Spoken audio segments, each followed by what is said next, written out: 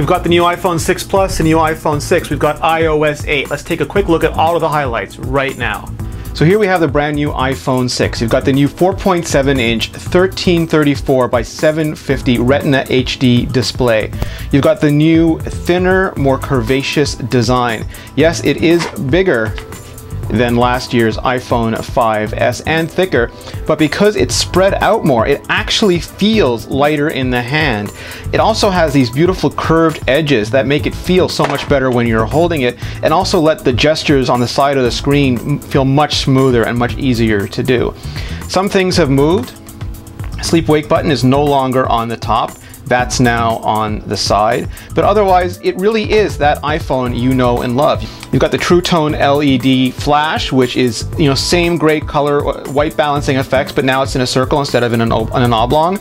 The antenna strips from the back, Apple doesn't have to make them as big anymore, so instead of these ceramic and glass panels, you just have these lines on the back, and you've got a nice new stainless steel Apple logo. Switching around to the front, you've got the Touch ID sensor, so you still turn it on. It's got the capacitive ring. It recognizes your fingerprints, lets you write in on the phone, and there you see the gorgeous display again. The iPhone 6, even though it's bigger, is thinner and rounder, making it still pretty easy to use one-handed. The keyboard is still compact and it's still small enough that you can type even quickly without worrying about losing your grip or not being able to reach some of the keys. And while it has reachability mode, you don't need it anywhere nearly as often. Unfortunately, if you rotate it to landscape view, you don't get the split view controller, you don't get anything special at all. Apple is optically aligning the LCD so you get even bigger viewing angles, even better contrast.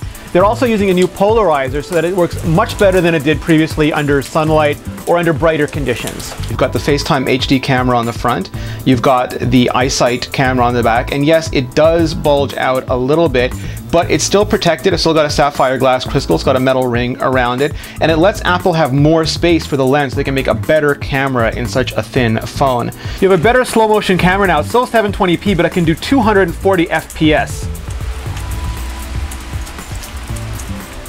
And you can go back and look at it, and you can see even better, smoother slow motion video.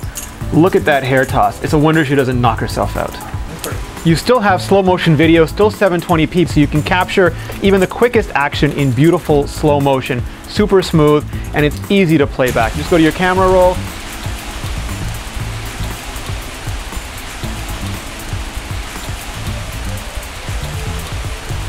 panoramas aren't new, but now you have bigger, higher resolution panoramas.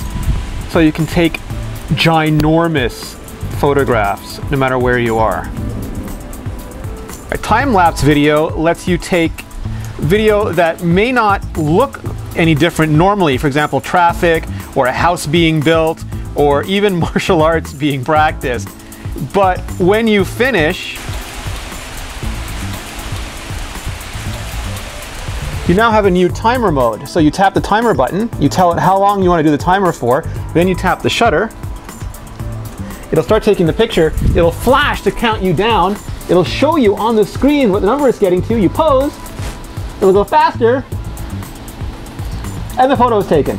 Another big difference between the iPhone 6 Plus and the iPhone 6 is the cameras on the back. They are identical in every way, except the iPhone 6 Plus has optical image stabilization. That means the lens actually floats to keep it stable. Right now you can see my hands are shaking a little bit, and that means that it can't keep the aperture open long, which means it can't get a lot of light in. Because this camera is optically image stabilized, it can hold that aperture open for much longer. That means less noise. It's going to be impossible to see on the video, but when you do take low light pictures with the iPhone 6 Plus, you'll see less graininess. It'll look smoother to your eyes. Continuity makes connecting to hotspots even faster. You have instant tethering now. As long as you're logged into the same Apple ID, you'll see them appear in their own list, where they show up in a new category, one tap, and you're connected. With iOS 8, you get a ton of new functionality thanks to extensibility. It's what let apps do inter-app communication in a safe, secure, and private way.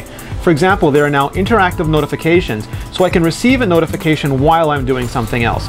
I can get a notification, I can just pull down, and I can say, reply to it right there, and send it, and then go right back to enjoying my website. There's also sharing extensions. Previously, if I wanted to, for example, share to Storehouse, I'd have to go to Storehouse, launch it, and start from there.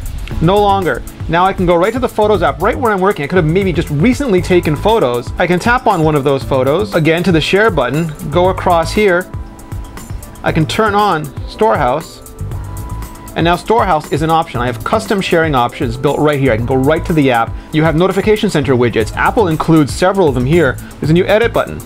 I can come here, I can just go here, I can turn on pCalc. Now it appears right in my Today screen.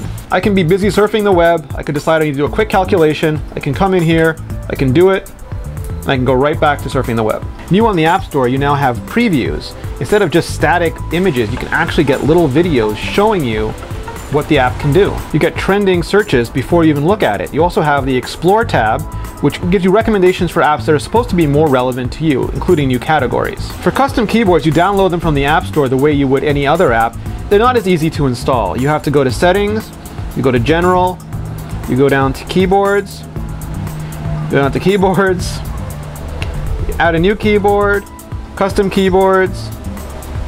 Now it's added. Now when I start a new note, I can switch between the keyboards the same way that I would switch between an emoji keyboard. With continuity, I can start an email on my iPhone, and if I decide I want a bigger screen so I can type it more easy, I can go to my iPad. There's two ways to access it. First, you'll see a little icon on your iPad. You swipe up, it'll take you right to that email. If for some reason I decide I have to leave and I wanted to go back to my iPhone, I open it up, I look for the same icon, I swipe up,